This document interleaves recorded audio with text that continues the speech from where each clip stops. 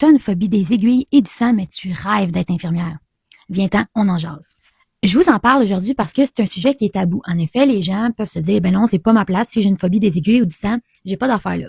Ben moi, j'ai passé par là. Premier stage, première prise de sang que j'ai assisté, j'ai fait une chute de pression, un prélèvement sanguin sur un talon d'un bébé, une chute de pression. J'ai refusé d'aller voir des césariennes et des accouchements par voie naturelle par peur. Laissez-moi vous dire que ma première fois au bloc, j'étais assez stressée. Ce que je peux vous dire aujourd'hui, c'est que je suis sûre à 100% que ça se travaille en y étant exposé quotidiennement. Maintenant, je suis capable de faire des prises de sang comme si de rien n'était. Je pense que le fait d'être concentré sur notre action fait en sorte qu'on déjoue un peu notre cerveau. Encore aujourd'hui, ça peut m'arriver, mais c'est sûr qu'il y a plusieurs facteurs qui influencent le fait de faire des chutes de pression, soit le fait de ne pas avoir mangé. Le stress influence aussi beaucoup. Il faut se rappeler que quand on réagit comme ça face à une aiguille ou du sang, c'est une réaction qui est totalement involontaire. Puis c'est ça qui est fâchant parce que c'est hors de notre contrôle.